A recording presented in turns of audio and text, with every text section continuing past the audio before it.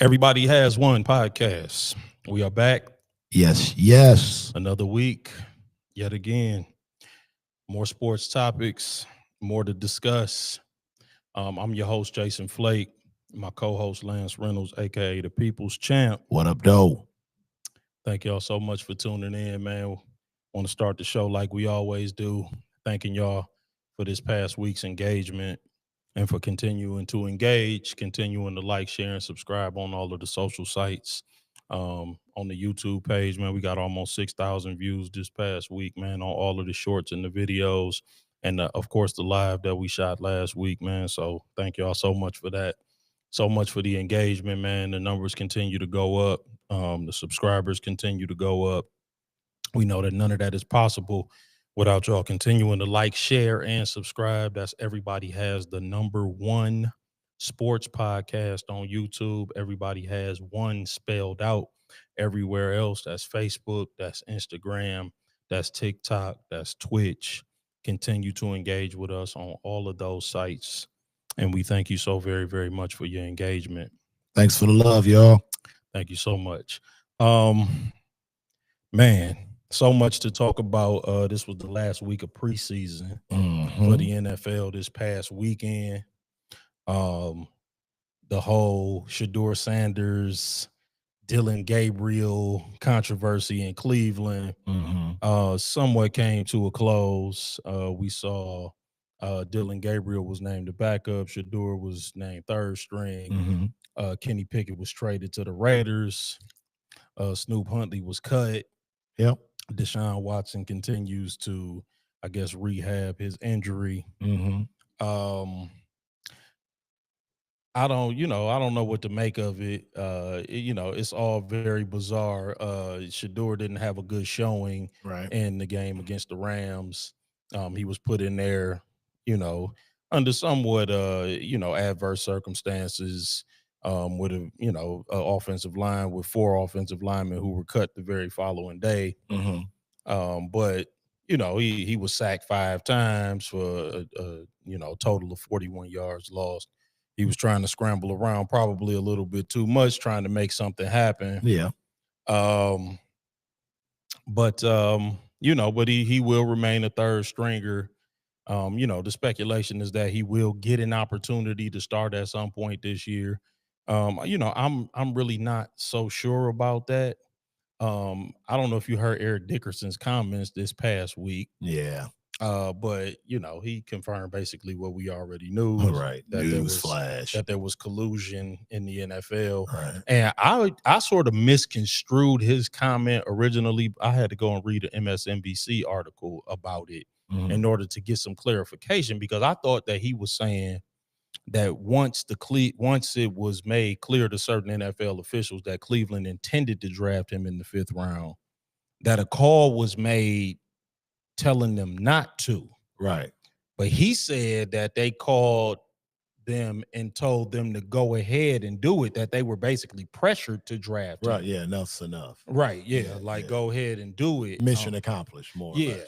And I think, well, I mean, go ahead. That makes sense in some ways. And it also explains why, even after he performed as well as he did in the first preseason game, he was never given another opportunity to perform with the second unit again, because they really didn't want him. They wanted Dylan Gabriel, and that's the only quarterback that they intended to develop. And they were kind of pressured into drafting Shedeur. I guess because they realized maybe in the 11th hour that it would obviously look like collusion if they allowed him to go the entire draft without being drafted. Somebody who was projected in every mock draft to be a first-round pick, and then you allow him to slide out of the draft entirely. Yeah. I'll take your thoughts, and then I got a few additional thoughts, and then we can put a bow on that. I just didn't want to leave this topic hanging because we've carried it through to this point. Yeah, man. The Browns, they basically just kind of played musical chairs, and the end result was kind of what we all knew was going to shake out to be pretty much before training camp. Maybe, I mean, outside of, I guess you could interchange, Dylan and Shador, Yeah. but have, had the Browns have their way, which they have, Dylan Gabriel was going to be the backup. Mm-hmm. I mean, we talked about last week with Kenny Pickett. I mean, if it's been this long and he hasn't separated himself from, the litany of guys that was there, what is he doing there? And poof, he's gone. Yep. Which was, I mean, again, a waste of time. Yeah. To me, being on the outside looking in. Mm-hmm. To the game, I guess, with Shador's performance. Yeah, he played pretty bad. Yeah. I don't want to say set up to fail because that's kind of lazy. Yeah. But I would say that the scenario, the scenario was in place where he was much more susceptible to play to his weaknesses. Mm-hmm. And, that being holding on to the ball too long, right. Trying to let a play develop. I think maybe, probably, anyone in a similar situation probably felt some pressure to perform. So, maybe in the back of his mind, he was trying to press and, right. wait to make, those throws, so to speak. And when, 4 to 5 guys in front of you are literally cut the next morning, mm-hmm. You just don't have the time right. available for, to make those type of plays. That said, Shador, I'm pretty sure in hindsight, have to kind of know that that's going to be the play. Sure. When you're out there with said players. Yeah. So in turn, you got to make quick reads. You basically got to go, line throwback and turn into Joey check down. Mm-hmm. Quick reads, get rid of it. Show that you can make quick, positive decisions under the worst of duress. Yeah. As the season progresses, I mean, Joe Flacco, how long is he going to stay upright? Right. But behind that O-line. And, Dylan Gabriel, he's going to more than likely have his shot sooner than later to see what he's made of. And then I guess they kind of go from there and basically repeat the same, cycle that the Cleveland Browns have been doing for the better part of 25 years. Yep. Yep. I pretty much agree with just about everything you said. I do want to touch on a couple of talking points, and then I want to get into our NFL preview because really this is what the show is dedicated to. For sure. It's kind of going around the league and talking about these divisions and, how we feel about them.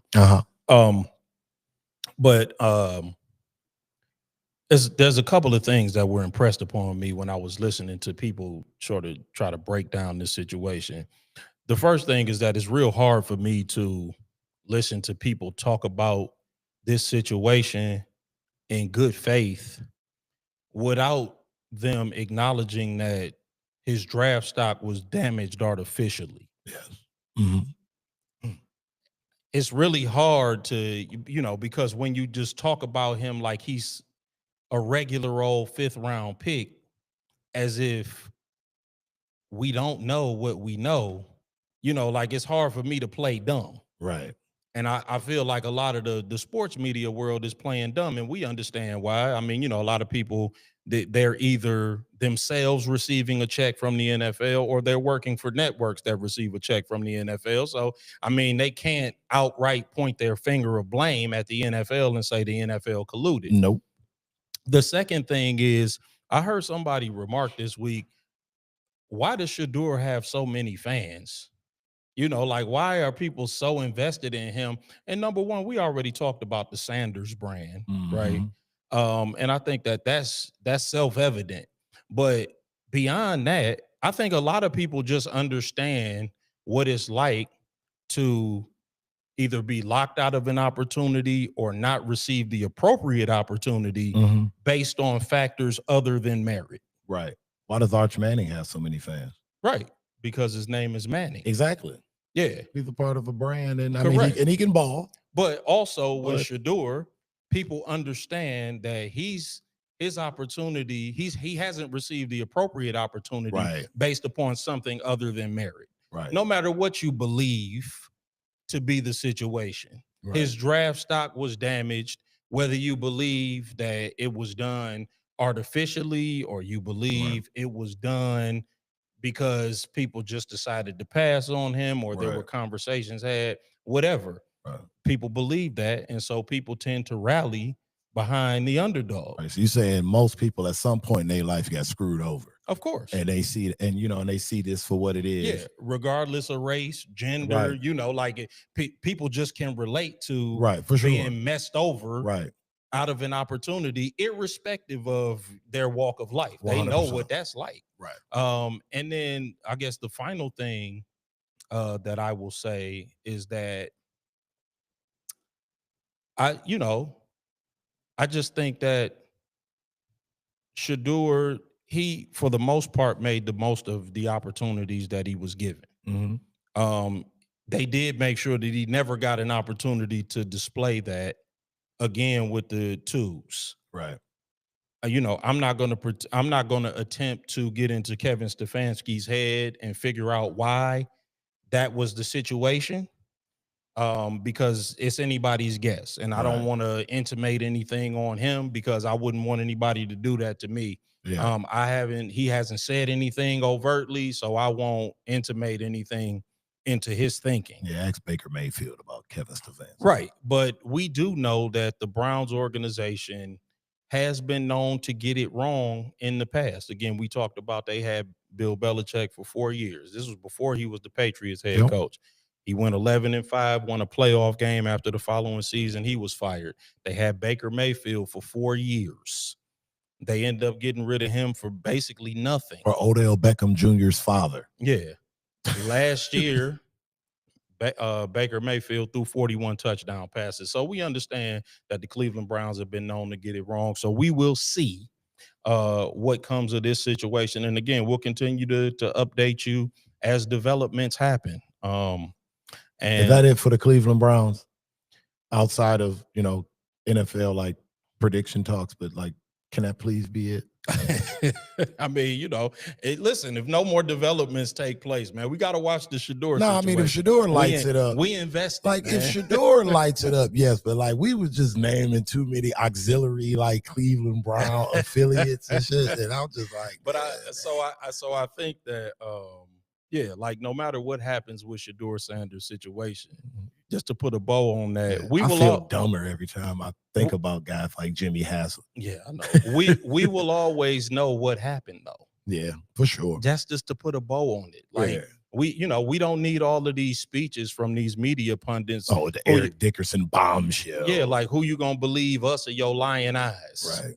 Like, no, we saw what we saw. We know what we saw. We know what we saw in the first preseason game. We realized that he was never given the same opportunity again, and we know why. Right.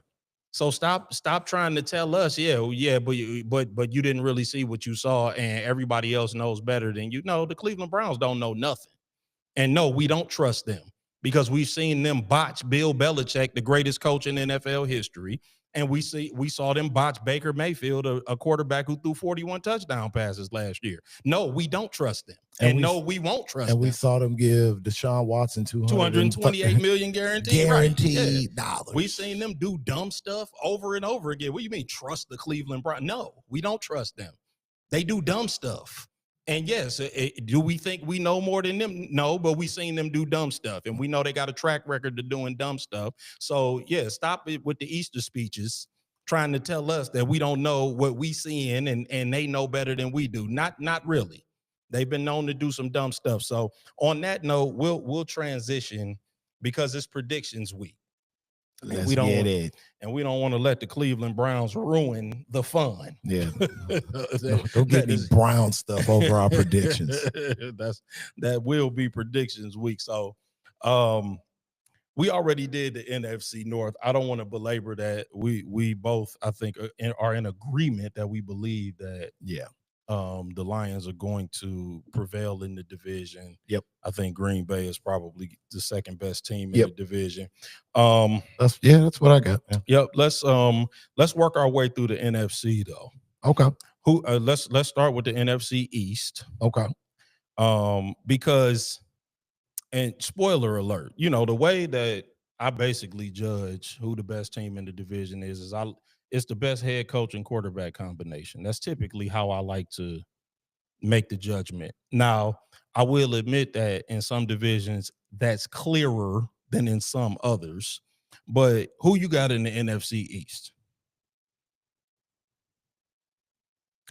I mean, we probably are in agreement. Yeah, I mean, the Eagles. I got the Eagles. Yeah, I mean, I got the Eagles. Okay. I mean, I like the young Jaden Daniels. Yeah. You know what I'm saying? I do, but I mean, you look at the defending champs.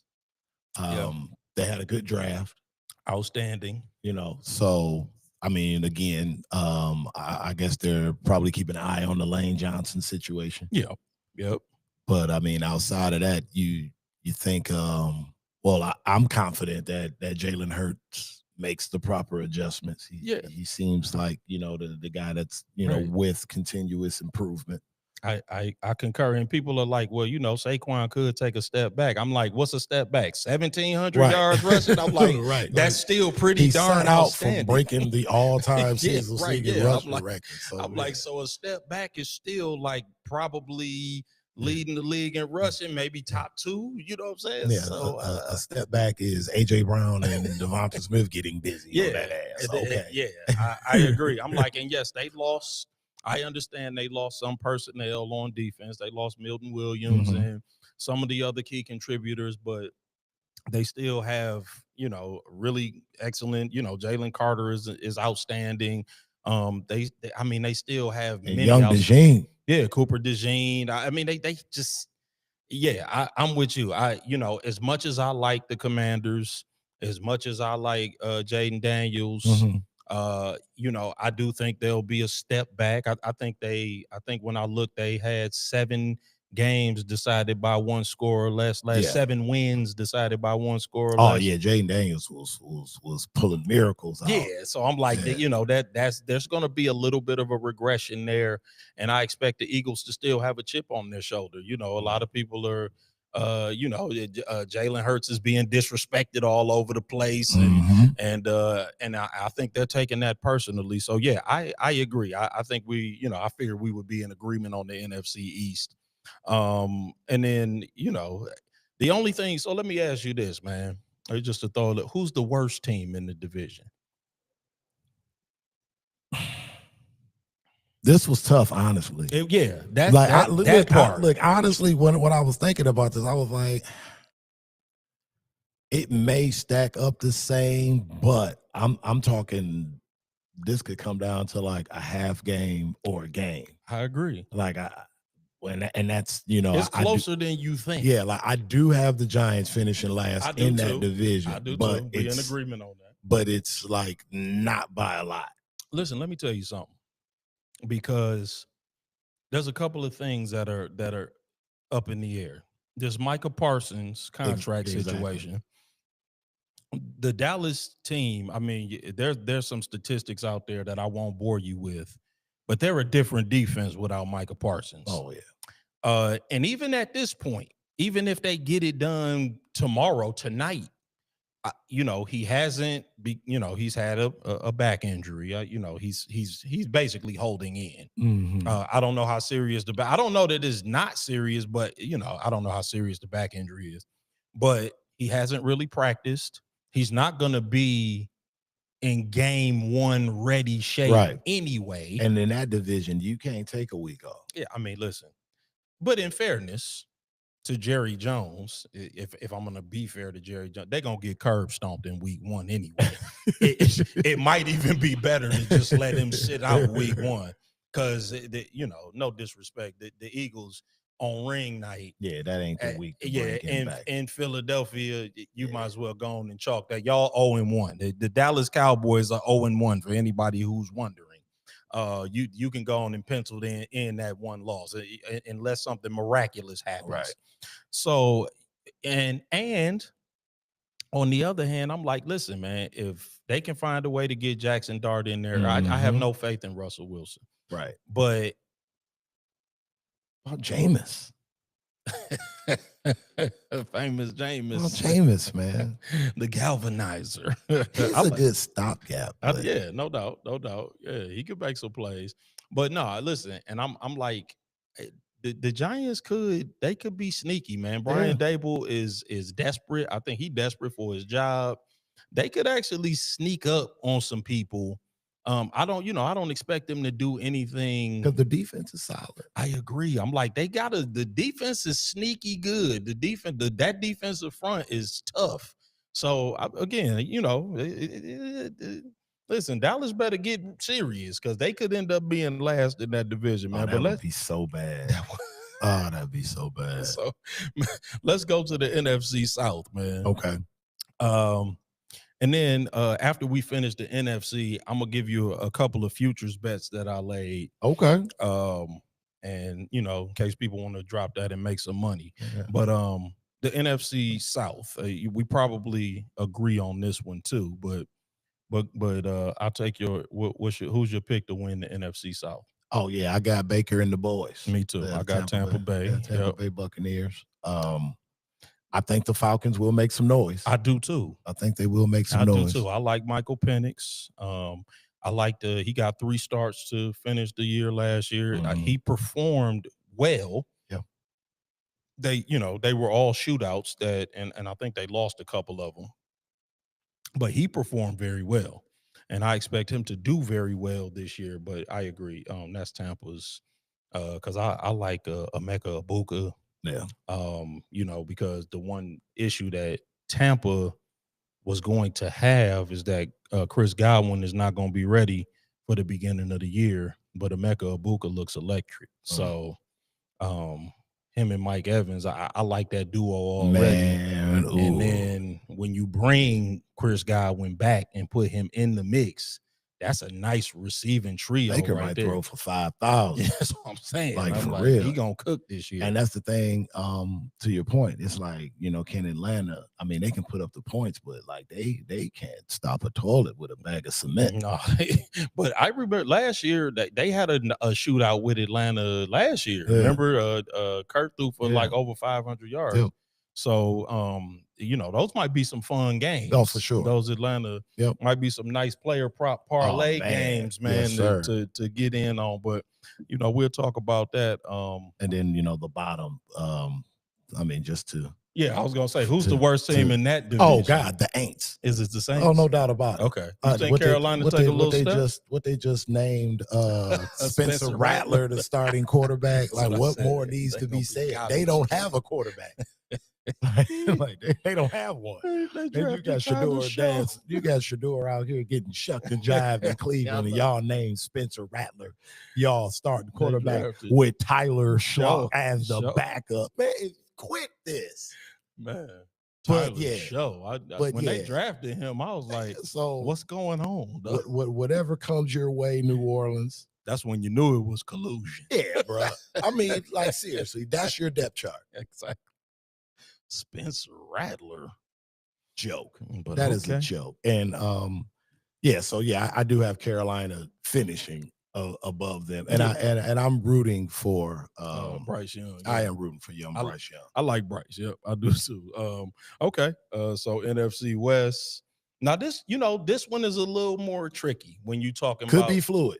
Yep. So like I prefaced it. It's the coach and the quarterback combination, right? Mm-hmm. This one is a little bit more complicated. Now, I do still think that the best coach quarterback combination is McVay and Stafford. But this is a lot closer because Brock Purdy and Shanahan have had a lot of success together.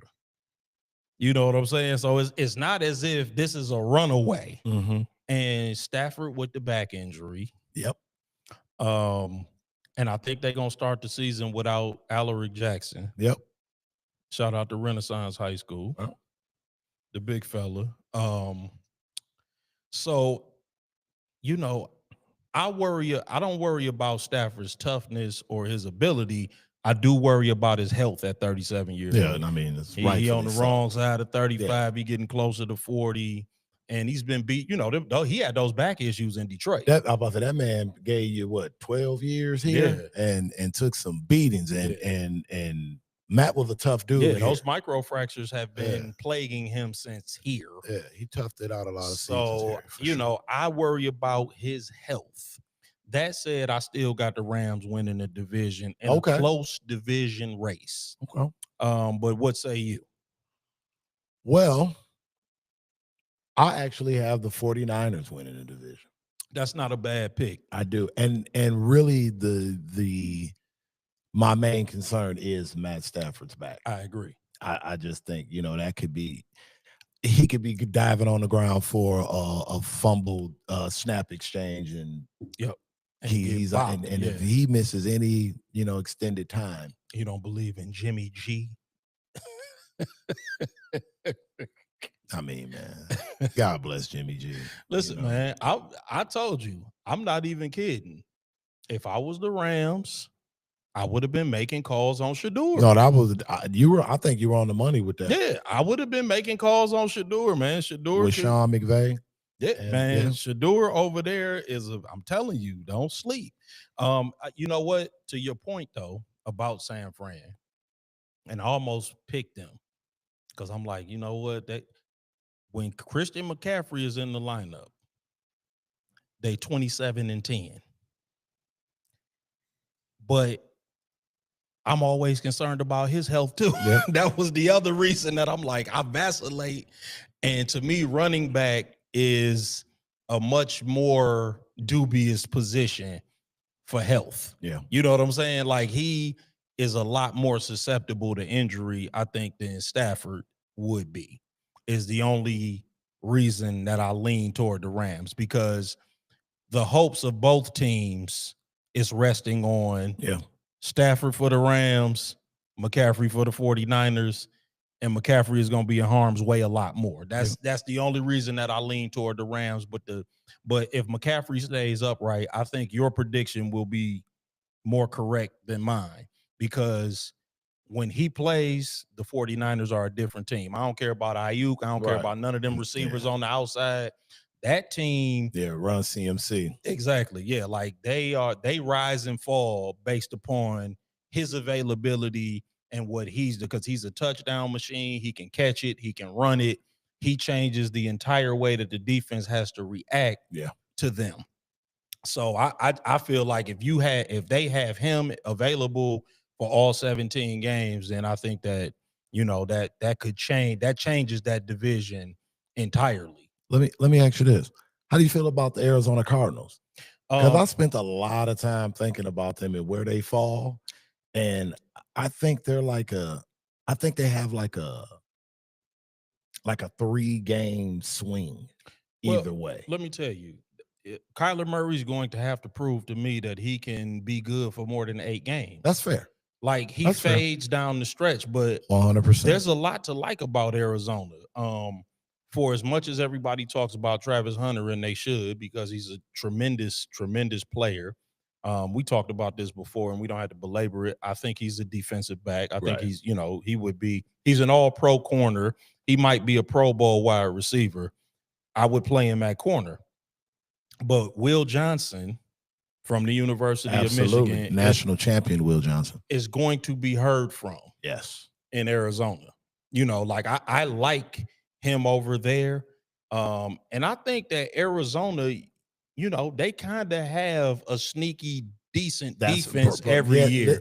But they just can't put it together for the whole dance. That's what I'm like. Yeah, if Kyler Murray, he's going to have to show me he can be good for more than 8 games. He can lock in for an entire 17-game season. But no, like, Arizona is one of those teams that could be a sleeper. You know, like, they could end up being very good. Like, Arizona is weird. Like, they could win 12 games, and it wouldn't surprise me if they won 7 games. Right. Like, you know what I'm saying? That's why I feel like that 3-game nothing would swing. Would surprise me about them. But it's a lot to like about them. Like, you know, Marvin Harrison Jr., he's just kind of a sleeper, kind of going along, and people not talking about him. But At your own peril. I expect him to have a big breakout year. Like he's uber talented. Yeah. There's nothing that kid cannot do on a football field. So at that receiver position, I think that you're right. I think that they could end up, being a sleeper in the division, and in a team that since we're talking about the NFC West, Mhm. it's the Seattle. A lot of people are talking. They're very bullish on Seattle. Mhm. So they believe in Sam Darnold, is what you're saying. I mean, I think they believe in that program. I believe Okay. the whole Mike McDonald, they've made some upgrades on defense, and Yeah. he's a defensive guy. Uh, I just don't see it on offense. Mhm. And I wonder if Cooper Kupp can stay healthy. Yeah. I like Jackson Smith and Jigba. He's obviously got all the talent and all the tools, but he's going to be stepping into that number one receiver slot, Mhm. with Sam Darnold being the quarterback.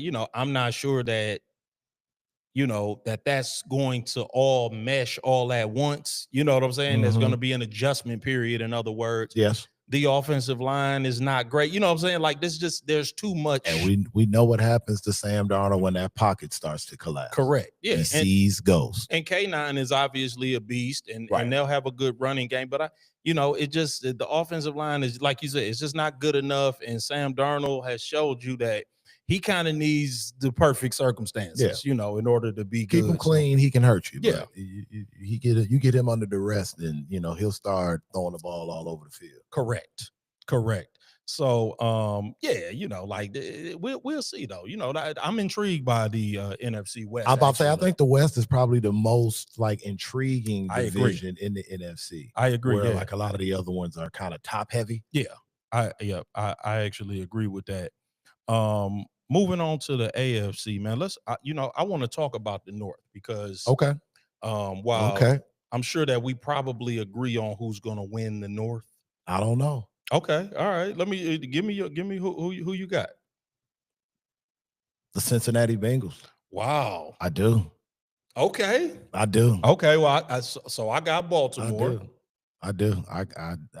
So I guess I don't need to. So my question was going to be, who's the second best team in the division? My man, listen. Okay, I'm bullish on the Cincinnati Bengals. I mean, as we go forward with these predictions. Okay. But yeah, I think if this ain't the time, if this ain't the time, I don't know if there'll be another time. Well, let me say this, man. Since we talking about the Bengals, I love Cincinnati's offense. I love everything about it. The re-signing getting T. Higgins re-upped. I like that. I like Yoshi Voss at that number 3 receiver spot. They got Noah Fant in there this year. I already like Gesicki. I like Noah. I even like Noah Brown as the run, stepping up as that number 1 running back. Yep.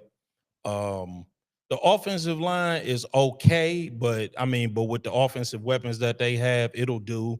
I think they still got Zeus Brown over there at left tackle, so he's good to excellent all the time. Yeah, Burrow made all 17 last year, so yeah. Here's the problem with Cincinnati, to my thinking. Yep. They did just re-up Trey Hendrickson. I was gonna hit you with that in rapid fire. Okay. So he is back in the fold. But even with him, the defense just ain't good enough, in my opinion. I got you. They're just not a good enough defense. And also, the other concern that I have with Cincinnati is Zach Taylor. I just don't think very much of him as a head coach. He's a bit of a gambler. Yeah, I just don't think very much. I don't think very much of Zach Taylor as a head coach. Especially when you look at the other head coaches in the division. Other than Stefanski, you can throw him out. They're gonna finish last. But Mike Tomlin, who's a Hall of Fame head coach, and obviously John Harbaugh, who's a Hall of Fame head coach. Just in my opinion, Zach Taylor, he's got a good offensive mind, but he's more of an offensive coordinator to me. Okay. And the defense just looks bad all the time. Like they gonna have to show me something. I know that they got the new coordinator. They got rid of Lou Anarumo, and they got the new coordinator. So I mean, we'll see. But this from a personnel standpoint, they don't have enough playmakers on defense, in my opinion. I hear you. But I understand why you would, because they giving you 30 every game. Yeah. Like they gonna put a 30 piece with no sides up every game. I'm just not sure that the defense ain't giving up a 30 piece. Listen, that's every game. That is 100% fair. I mean, of course, one man can't account for all your deficiencies on defense. Yeah. But I think, Trey Hendrickson definitely has something to prove this year. And I think defensively, all they have to do is just keep it within one possession, one score. Yeah. 3 minutes in. And just give Joe Burrow the ball with 3 timeouts and a 2-minute warning, and you're good. I agree. I mean, I love Joe Burrow. Joe Burrow is a monster. And I think, the fact that he's got his guns, he's got his guys, they can kind of get back to playing a little more loose. What'd you say? Al Golden. Yeah. Al Golden is the new defensive coordinator. Yep. Oh, the new DC. Yep. Okay. Yep. So yeah, I mean, like I said, I did. That was my, for that division, that was my, my surprise. But of course, I've got Baltimore, right? Yeah, right there, like right there. Yeah. Customarily, and then Pittsburgh. And yeah, let's talk about Pittsburgh, man. Okay. Let's talk about because Pittsburgh is, they personnel wise, the defense looks amazing. Mm-hmm. Tomlin's always going to bring a great defense. He's never missed the postseason. You got him finishing third in the division. So apparently that means you think this is the first year that they missed the postseason. And I assume you believe that that's because of Aaron Rodgers. Have you seen Aaron Rodgers? I have. Listen, we talked about this already. Pittsburgh used to be a serious football operation. Waiting on it. Aaron Rodgers has thrown for over 300 yards one time in his last 40 starts. That is 4-0. Yeah. I'm good on Aaron Rodgers, man. I'm gonna put it to you like this with Pittsburgh and why I got them third, and we can kind of go from there. Okay. They're gonna have at least 4 games with 2 tier 1 quarterbacks in their own division, and then they're gonna go to the road and face who I feel is if not a tier 1, a high tier 2, and just Jared Goff alone. Yeah, I agree. So that's 5 losses to me. Yeah. Oh yeah. And we can just kind of go. We can put 5 L's on the board and just kind of go from there. Yeah. Sorry, Tyrone, I love you, but I no, I'm with you. I think the Steelers again, the defense, they're going to be respectable. Yeah. They may get to the point where as the season gets near a close, they'll be in that little outlined yellow box in the hunt. Right. Yeah. They'll be there for a wild card. Wild card. The wild card in the hunt needs help. Is that how they do it? They'll be there. You know what I mean? They won't be, top 5 pick shopping. But I mean, in that division, they got problems because I don't, like you said, they didn't take the quarterback position seriously. So let me give you my futures bet then, since man, you just threw a monkey wrench in the program, man. Okay. With that, all right. My futures bet. All right. I picked 4 division winners, and one of them is the Ravens. I picked the Ravens, the Eagles, the Bills, and the Kansas City Chiefs, man. Okay. Kansas City Chiefs have won their division 10 straight years, man. So, and the Buffalo Bills, that's self-explanatory. The Eagles, we already discussed, and then I picked the Ravens. That's a plus 588 at one of the sports books that does not pay to advertise here at Everybody Has One. So you can pick your favorite sports book and lay that bet. And then I do have a 8-leg futures parlay for passing yards. Oh, okay. And this gave me a plus 17,288. So $100 will get you $17,288. I picked over 3,200.5 for Aaron Rodgers because that's only about 170 some yards a game. Plus 3,900.5 for Jared Goff. Jared Goff has gone way over 4,000 yards every year for the past 3. Over 4150.5 for Joe Burrow. Joe Burrow has thrown well over 4,200 yards past couple of years. Plus 4,050.5, over 4,050.5 for Patrick Mahomes, over 3,850.5 for Dak Prescott, over 3,800.5 for Baker Mayfield, over 3,450.5 for Jaden Daniels, and over 3,500.5 for Michael Penix. That's an 8-leg parlay. That's worth 17,000. That's plus 17,288. $100 to get you 17,000 on that one. Go ahead and put that in on your favorite sports book, man. That's an 8-leg parlay. Just for you. You're welcome. Yeah, you're welcome, man. When y'all never say that everybody has one, family never gave you nothing, man. We put that one down for you. And even with my Bengals pick, that is still a damn good 4-leg division winner, boy. Yeah. Plus 588. You can't beat that. $100 get you $588. If y'all want to do some futures, man, y'all still got time. We still got plenty of days left. And I will clip that out and, man, put it up in the shorts. I'll put it on all of the social sites too, man. So y'all remember to like, share, and subscribe to that. But get it while it's free. Let's go to the AFC East. Okay. Spoiler, I just spoiled that one. I just told you I think it's going to win that one. Not for real, I guess. I mean, right.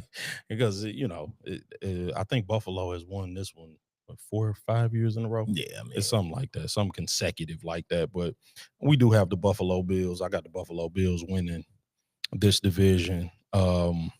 Josh Allen, they've upgraded the receiver position. I like Keon Coleman. They lost Mac Hollins, but I think Keon Coleman just does he take a step this year? I think he's gonna take that step this year. He's got all the tools. Ain't no doubt about that. And Josh Allen is obviously outstanding, reigning MVP. Yeah, and I just expect for him to continue to build on that. They got James Cook back in the fold. I expect Ray Davis to, still be good, man, as that third down back, that secondary, change of pace back. The defense, Sean McDermott is a defensive coach. Even if I don't love the defense, I tend to give a defense the benefit of the doubt if they have a defensive head coach. That's a similar situation to Tampa. Yeah. Tampa, I don't love their defensive personnel, but they seem to do pretty well on defense because they have Todd Bowles. They'll be at least sound. Correct. Yeah, like they'll be solid defensively. So, and I don't trust Miami and New England. Window shoppers. Yeah, New England is figuring it out. And the Jets, I think Aaron Glenn will change the culture. But good luck, AG, but this ain't the year. Yeah, nah. Who's the worst team in that division? Is it the Jets? Yeah, I mean, without question. Yeah, the team starting Justin Fields. You don't think they could get into something with Fields, man? Yeah, they can say they can get into something. Get into something for sure. Get into the top 5 of the draft. There you go. Let's go to the South, man. Who you got for the South? Because for the AFC South, I have the Houston Texans. Yeah, me too. Yeah, I got the Texans. I've got the Houston Texans. D'Amico Ryans, CJ Stroud. They've kind of proven that they building something special down there. Yeah, I think CJ bounces back, makes the adjustment, then takes the next step. Yep. Watch out for Jacksonville. Yeah, Jacksonville might take a step. This is another, piss to get off the pot. Yep. For one Mr. Trevor Lawrence. And I like Travis Hunter. I love Brian Thomas Jr. Mm-hmm. He's outstanding. They got a new head coach down there. So, I mean, and then Daniel Jones, don't trust him. And Cam Ward is a rookie. I expect him to, look good for a rookie, but I don't expect them to win the division. I don't expect them to they need some more pieces in Tennessee. Oh yeah, I don't expect him and Calvin Ridley to light things up. You know what I'm saying? no, But but I think they'll have some good outings. I do too. Yeah, Yeah, I think they'll have some good he'll outings. look good and he'll win some games. Like just with his legs and keeping the defense off balance. I think he's capable of doing that. And lastly, of course, but not least, the AFC West. Now, again, spoiler alert, but again, not really. Kansas City has won this division 10 years in a row. Right. They have, a living legend at quarterback in Patrick Mahomes. I Yeah. mean, certainly, no disrespect to Josh Allen or Lamar Jackson, but he's the best active quarterback. Possibly, he's one of the greatest quarterbacks to ever play. I mean, forget Yeah. that. He may end up being the very best quarterback to ever play. I don't want to put the cart before the horse. I mean, and that's no disrespect to Tom Brady. And of course, we're a Michigan-based podcast, so he's gonna have to take the crown. But we're not just gonna give it to him. But currently, if you're talking active quarterbacks, I mean, it's not close. And again, that's no disrespect to nobody, but Kansas City is, they wear the crown until somebody knocks it off their head and picks it up and puts it on theirs. So they're gonna win the AFC West. I don't know if there's much more to add to that. But that will also be an intriguing division. Yeah, because their division matchups are always competitive. They are. And I like what Denver did. Mm-hmm. They went and got better on defense. They got better along the offensive line. They added some pieces, so I think that, and I mean, they've already had, for the past few years, one of the upper echelon defensive secondaries. Yes, in the absolutely. league. And they added the kid from San Francisco, and I can't pronounce his name. Is it Mofonga? Is that the kid, the safety? Is that the kid? The you know who I'm talking about, though, right? Yeah, but I don't want to Yeah, exactly. I don't want to butcher his name. If I'm butchering his name, forgive me. But I think that's his name. I think it's Mofonga. But they got him from San Francisco. 49ers. Yep. And no, they've made some real upgrades defensively. And I even like and Sean Payton, Sean Payton can coach. He can, absolutely. Yeah, he's certainly, I mean, again, a Hall of Famer, a legendary head coach in his own right. And I like Las Vegas. I like what they've done. I mean, and Geno Smith, Ashton Jeanty, Yep. And I love Brock Bowers, man. Brock Bowers looks like a generational tight end. Now that was one kid, like as a freshman, it was just like, man, just don't get hurt. Yeah, the physicality. Like it was like it's just so messed up because that was one guy where I was like, he could have played in the NFL at 19, 20 years old. No doubt. Like Brock Bowers is a beast. Yeah, no doubt about it. And then they got my other boy there, receiver. Jacoby Myers. No. Who is playing receiver for Vegas, man? I guess I should look at the depth chart. Is Amari Cooper back there? No, Amari Cooper just signed with somebody just picked Amari Cooper up. Jacoby Myers did just request a trade. Oh, he requested a trade. Okay. Jacoby Myers just requested a trade. I know, yeah, because he wanted a contract. Oh no, I'm wrong. I'm wrong. Yep, Amari Cooper is. Yeah, Jacoby Myers requested a trade, and Amari Cooper is there. And then they also got Trey Tucker. Okay, yeah. Yeah, man. So yeah, and then I think the Chargers are going to be tough. They like I said, they're another like one of those high end window shopping teams. Yeah, man. Yeah, you know what I mean. Yep. I liked oh man, the little slot receiver last year, man. Man, I'm drawing a blank on his name.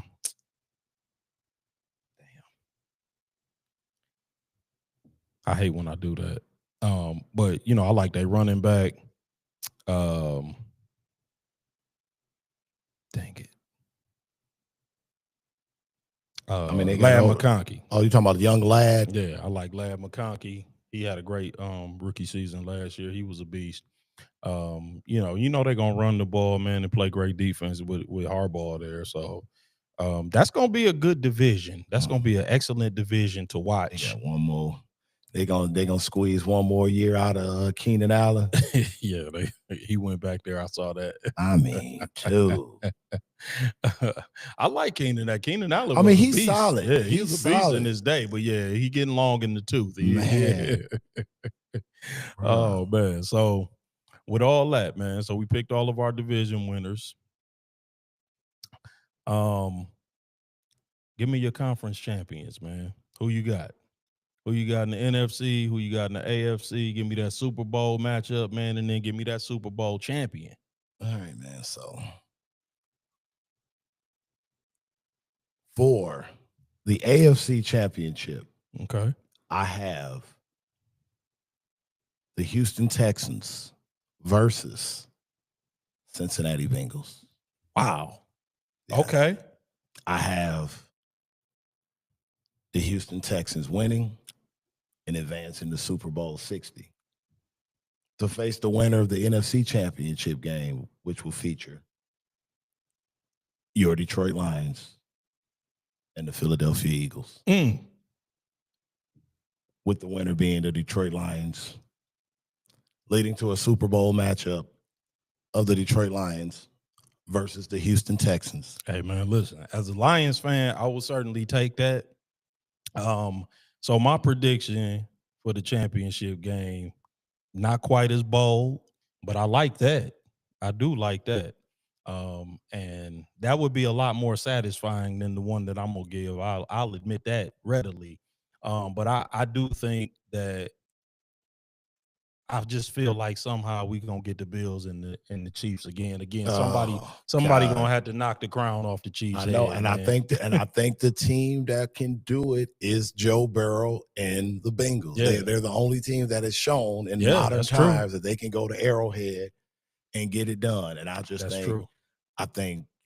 Travis Kelce's a year older. Okay, yeah, that's true. He's got a big a royal wedding to plan and all that stuff. Yeah, that's right. You know what I mean? And I'm Congratulations to him and Taylor Swift. yeah, I mean, that stuff. If that's your thing, congrats. But I just think this is the Bengals year to make some noise. And I think, as we go into our, individual awards predictions, I just think like the Houston Texans are primed and ready to make a big jump. I really hope you're right, man. So again, AFC Championship game, I got the Bills and the Chiefs. And the Chiefs. What's that, part 4? Right. And I got the Bills getting over the hump this time. Okay. So I got the Bills in the Super Bowl. And in the NFC Championship game, I have the Lions. All right. And the Eagles. All right. And I have the Lions. All right. Advancing to the Super Bowl. Yeah. And I have the Lions. Yeah. As Super Bowl champions. All right. Over the Buffalo Bills. In a very, very hard fought, tough game.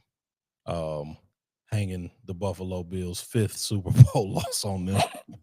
But that ain't my problem because I'm not a Bills fan. Say the battle says someone's streak will be broken. Yeah, exactly. And someone's heartbreak will have to endure. Yes, indeed. I wouldn't mind that. Yeah, no, man. Listen, I'm with that. I do think I feel like the Bills will get over the hump this year. Okay. I think it's only so long that you can do. That matchup, it feels very much for some reason like the Pistons and the Celtics back in the 80s. Where the Celtics just kept beating. Just being in the way. And then they finally one year, it just. Now to that point though, you got to remember though, like we nuked the Celtics. Like once we beat them, it was over. Like they was scrambled. It was like the John Bagley, Kevin Gamble years. I don't know if it'll be that. But like you said, Travis Kelce is aging a little bit. How much longer Andy Reid's gonna do this? Yes, exactly. Yep. So there's some age. There's been a little bit of roster turnover. And while Chris Jones is aging a little bit, Bolton is aging, so yeah, I'm kind of on the same page as you. There's a little bit of age going on there. Mahomes is still great. Yes, for sure. But he is, no doubt about it. even looking at his numbers, like he was doing the 5,000-yard seasons. Now He's they more starting to like have to work a little they more. more like 4,000 yards. Right. You know what I'm saying? They 4,000, 4,200. Which is still those are still Ain't nothing to great sneeze numbers. at. Yeah, like you still taking that. But he's every not year. toying with grown men like Correct. he was earlier in his career. It's not like it once was. So, yeah. Everything slows down. Particularly with football, and then with same as the Celtics. Of course, I don't mean to make basketball analogous the sports, but we got to keep it simple, stupid. But you playing deep into the year every year, and a couple more football games, just like a few more basketball games. Eventually, that's a couple more football seasons, just like a few more basketball games. Is now another season of basketball on you. Attrition. Exactly. So, it kind of wears you down a little bit. I think we saw that a little bit in the Super Bowl last year. A physical team kind of taking it to you physically, and you making these deep playoff runs for the better part of a decade. And that game did turn into bully ball. Yeah, it got real physical, and it was like, ooh, they didn't really taking this physicality very well. So, I like the Buffalo Bills with their physical style, because they went a lot more physical last year with the running style and the power football and the hard nosed defense. So, as long as I think the Bills is a solid pick.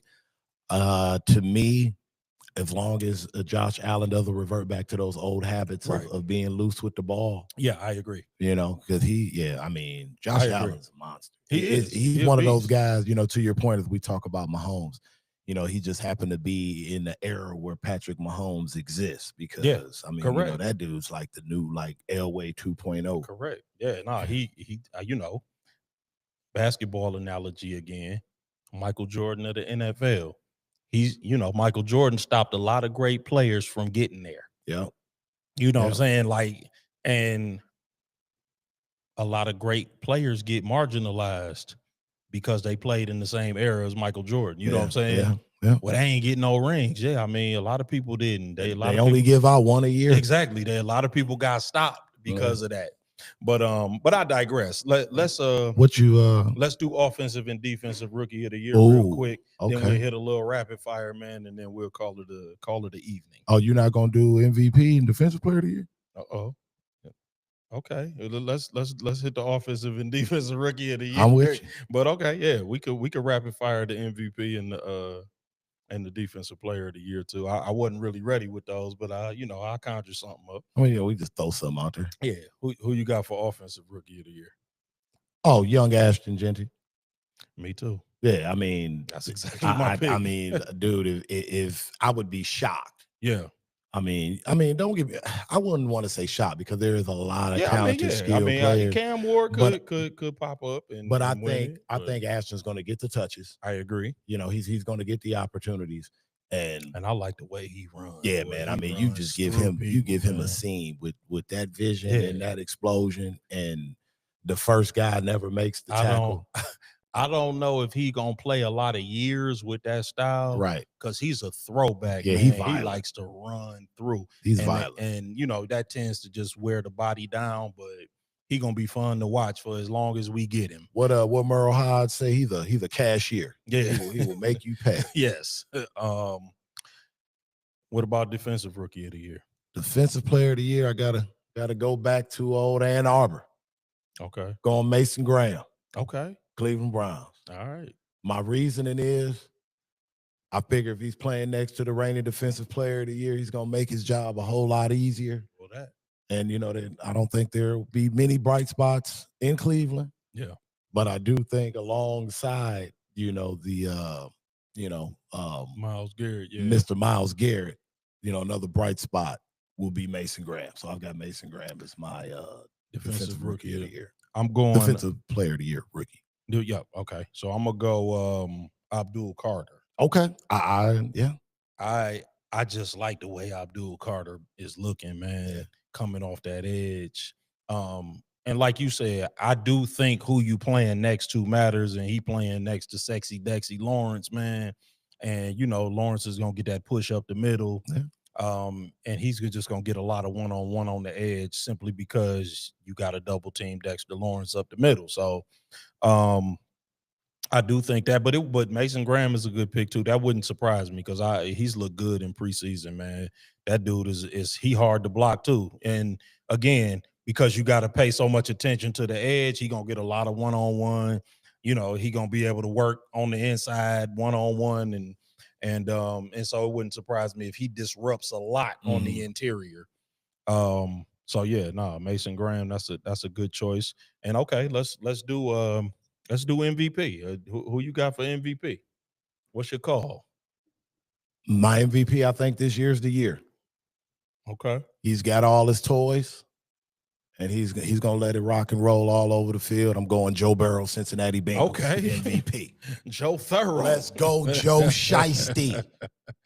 Joe Thorough. Okay. Yeah, I think this is the year. I mean, what he had, he had all the numbers last year. 4,900 yards. Yeah, I know. What, 40? 42 or 3 touchdowns. Passer rating was like 108.5. Okay. So I think if he comes near that and everybody else kind of, and I think, he got his guys with him there playing a little more free. Yeah. And yeah, I think this is the year for Joe Burrow. And I think they'll have the record. Right. Because again, I picked them to win the division. So I think they'll have the record to substantiate him winning the MVP. So I'm gonna go off the grid just a little bit. Okay.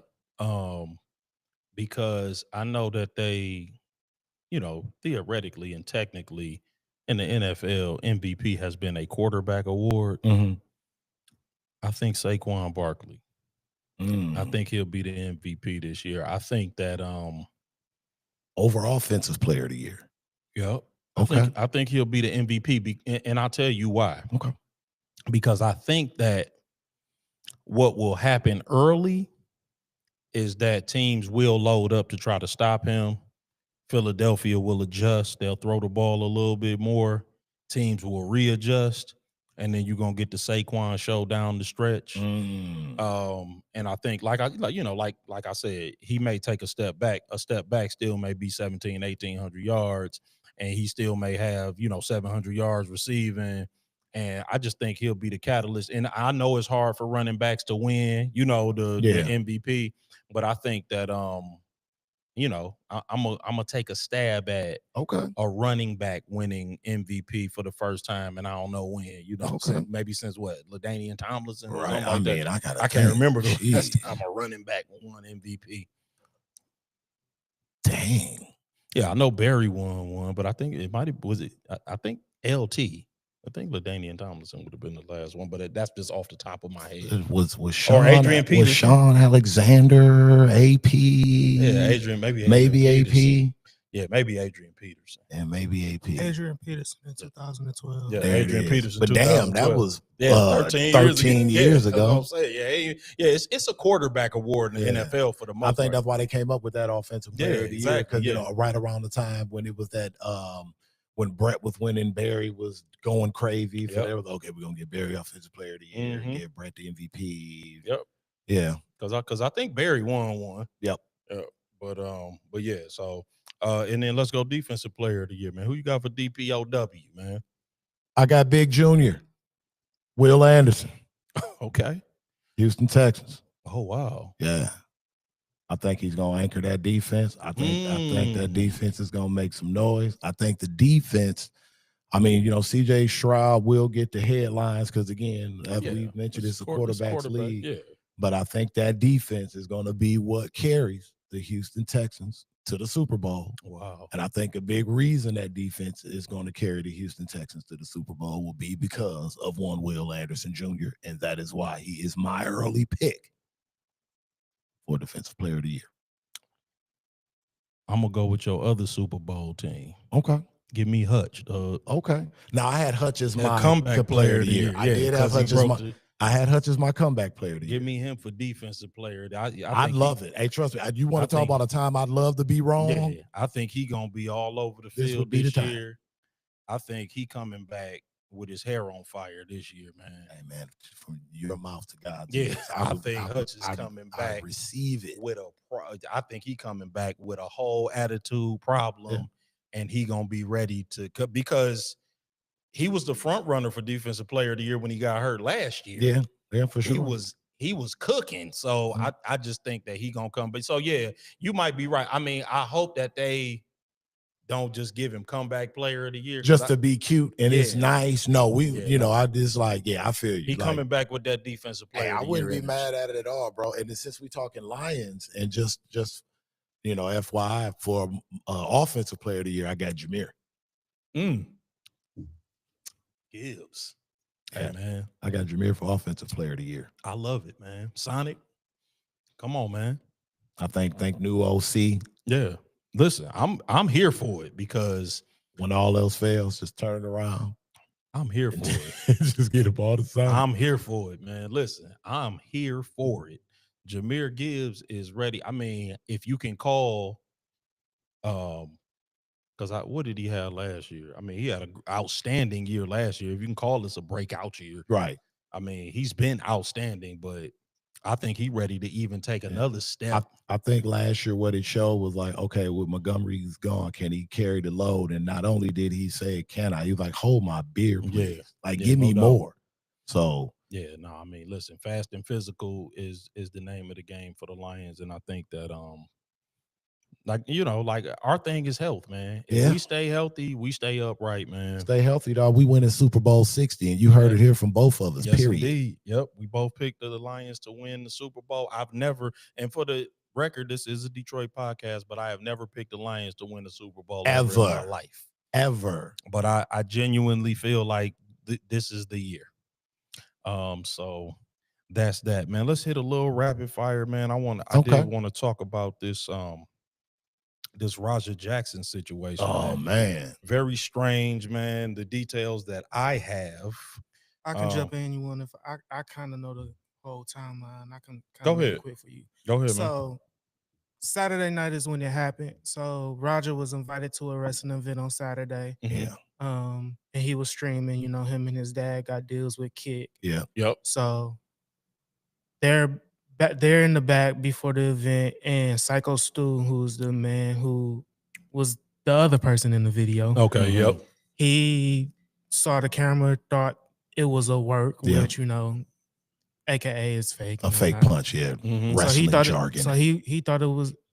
He thought that he was a part of the show, so he took a beer can and knocked it upside his head. Right, I saw that. Yeah. So that's when they came in and broke it up, and then you see the promoter who, at that time, Black Pearl is his name, I believe.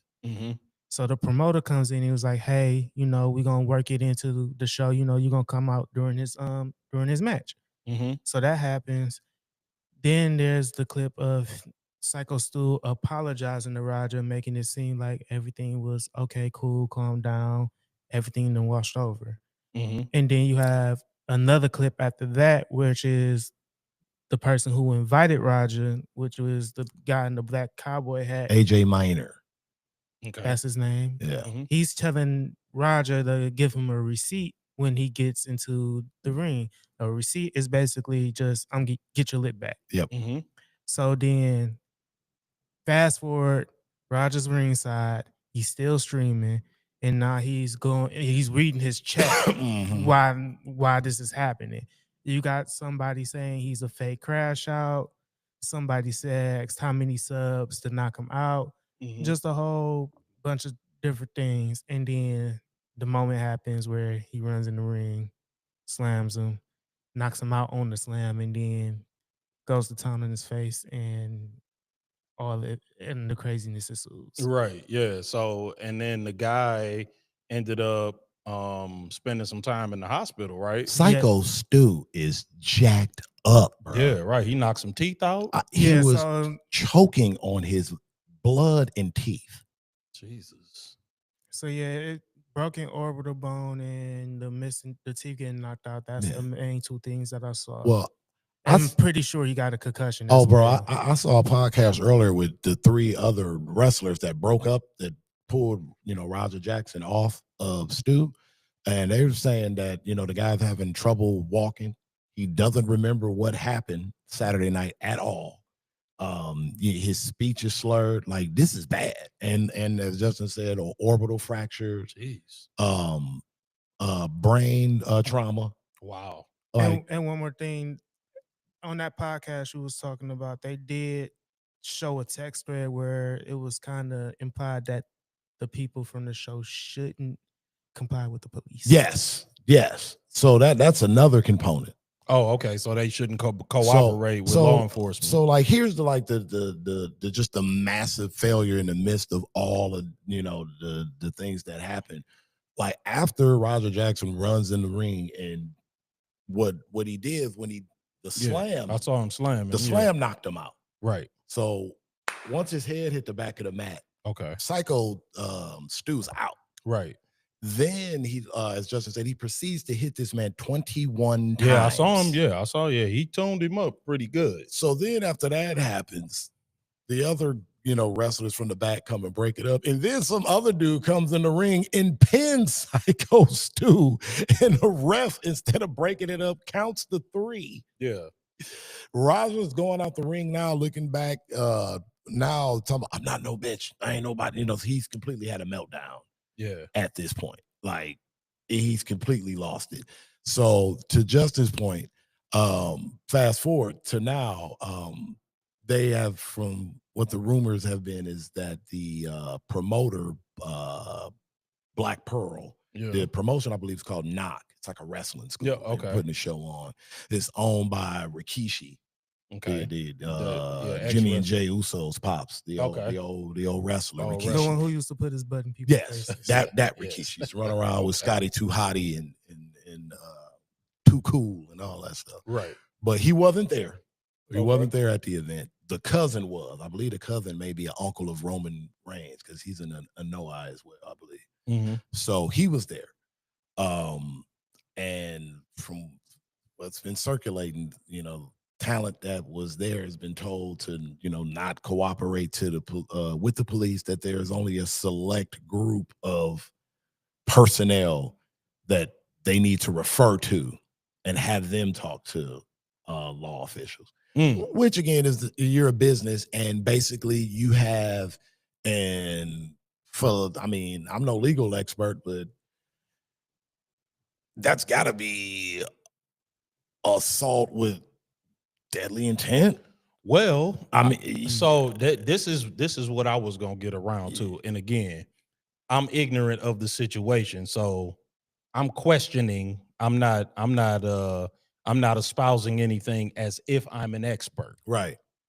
But so if this was a wrestling style match, I would have to assume that waivers were signed. No, see, that's the thing. So nobody signed a waiver? He was a guest of the guy with the cowboy hat, the AJ Minor guy. Like, Roger Jackson is not a wrestler. No. I'm talking about the guy who got slammed and hit. Was he not a wrestler? Well, he's a wrestler. He's a wrestler. So this isn't like the WWE or even AEW. This is there's an independent rundown. It's a wrestling school. It's like an academy hall type promotion. So they not signing anything. Yeah, it's an academy. So they didn't even have medical personnel at the event. So they don't make them sign this waivers? No. So I'm not sure about that. Yeah. So then why ain't he under arrest? Because I assume that's what I don't understand. He has not been arrested yet. The only thing that would prevent him from being arrested is that they sign. See what happens.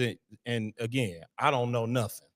I'm just saying that what I've seen at these types of wrestling events is that, because the only way to protect the owner of the building, everybody, is that people sign waivers, because you in here throwing each other around. You man, people can get hurt and concussed. Right. So people like, hey, you got to sign a waiver if you're gonna be in here doing all of this. If somebody gets hurt, it's not the responsibility, because otherwise no insurance would cover you for an event like that. Right. So they say, hey, you got to sign waivers, and y'all in here, acting like y'all punching each other or doing whatever it is. So everybody got to sign a waiver. Everybody got to say, hey, if you get fake beat up, you get hurt, you break a leg, you break an arm, we're not liable. Nobody is responsible for that. You go into the ring at your own risk. And that's why I said this isn't like what promotions that people usually know of, because first off, health insurance in the wrestling world is a brand new endeavor, period. Right. I got you. And then on top of that, you always see there's always injuries on these independent shows. Correct. Yeah. Apart from what happened the other day, there's always these injuries, and you always are, if they're bad enough, you always seeing the GoFundMe come right back up, because these people ain't gonna have no insurance. And again, Roger Jackson, I'm pretty sure if Stu may have signed a waiver because he's been with this federation for like 13 years. I believe.